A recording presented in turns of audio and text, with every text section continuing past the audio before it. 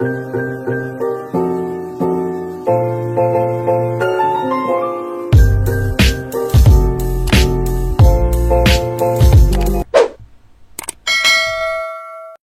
Indonesia, aku Pancasila.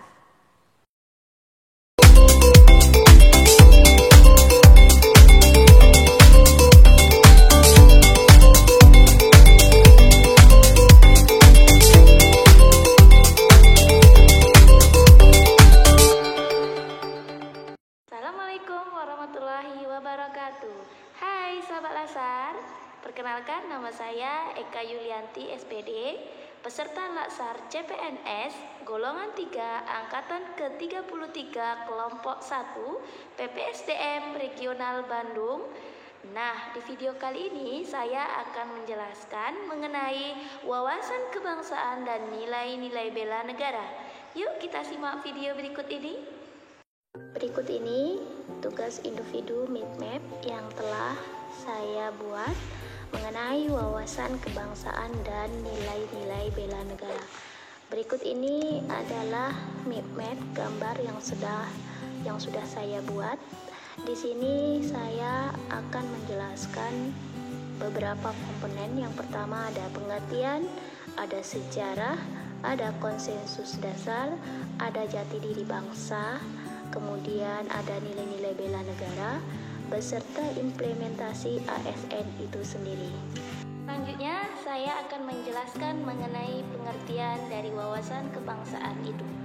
Wawasan kebangsaan adalah cara pandang yang dilandasi akan kesadaran diri sebagai warga dari suatu negara akan diri dan lingkungannya di dalam kehidupan berbangsa dan bernegara.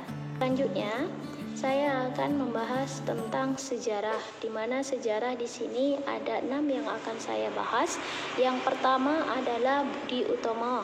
Pada tanggal 20 Mei 1908, puluhan anak muda berkumpul di Aula Stovia.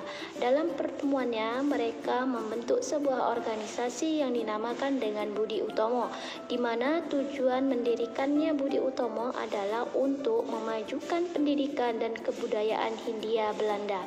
Yang kedua adalah Perhimpunan Indonesia, merupakan suatu organisasi pergerakan pertama yang menggunakan istilah Indonesia. Bahkan Perhimpunan Indonesia menjadi pelopor kemerdekaan bangsa Indonesia di kancah internasional. Nah, Perhimpunan Indonesia ini sendiri diprakasai oleh Sultan Kasayangan dan RN Noto Suroto pada tanggal 25 Oktober 1908 di Leiden, Belanda. Nah, yang ketiga saya jelaskan tentang Kongres Pemuda I.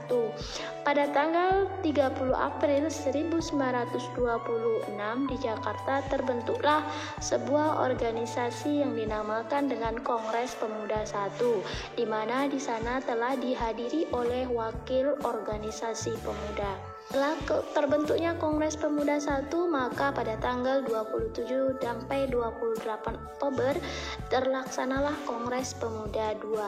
Selanjutnya ada BPUPKI. Nah, BPUPKI ini berdiri pada tanggal 1 Maret 1945.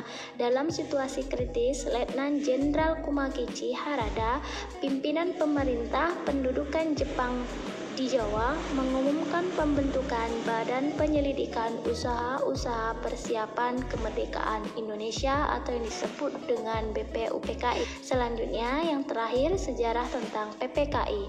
PPKI ini terbentuk pada tanggal 7 Agustus 1945.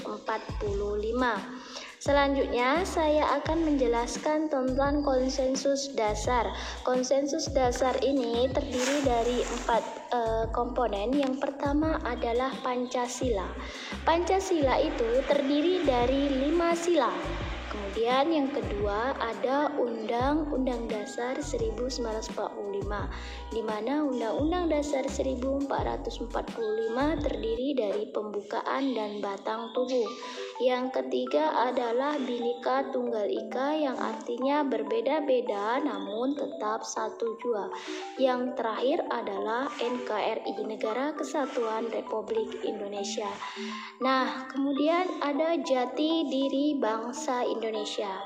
Jati diri bangsa Indonesia itu terdiri dari 4. Yang pertama adalah bendera merah putih, bendera Negara Kesatuan Republik Indonesia selanjutnya disebut dengan bendera Sang Merah Putih. Kemudian yang kedua adalah bahasa persatuan. Bahasa nasional yang digunakan bangsa Indonesia adalah bahasa Indonesia. Yang ketiga adalah lambang negara. Lambang negara Republik Indonesia ini adalah Garuda Pancasila. Kemudian lagu kebangsaan Indonesia adalah Indonesia Raya yang dibuat oleh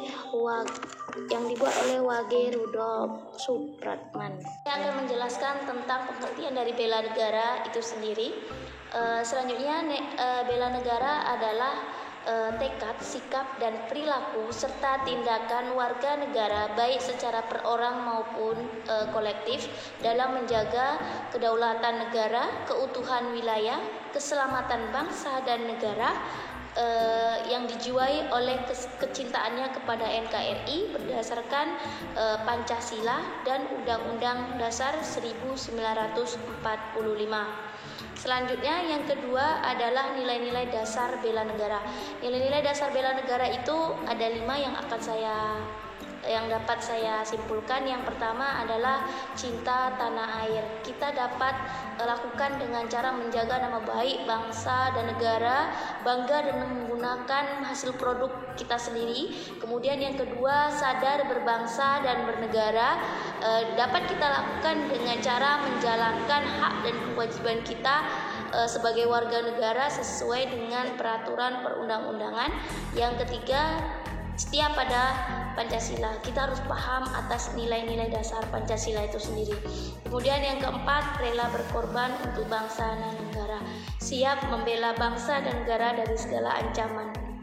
Yang kelima, kemampuan awal dari bela negara. Kita harus senantiasa memelihara jiwa dan raga kita. Selanjutnya, saya akan menjelaskan tentang implementasi fungsi ASN. Di mana di sini ada 3 fungsi dari ASN itu sendiri. Yang pertama, pelaksana kebijakan publik. Kedua, pelayanan publik. Ketiga, perekat dan pemersatu bangsa. Itu tadi presentasi yang dapat saya sampaikan. Assalamualaikum warahmatullahi wabarakatuh.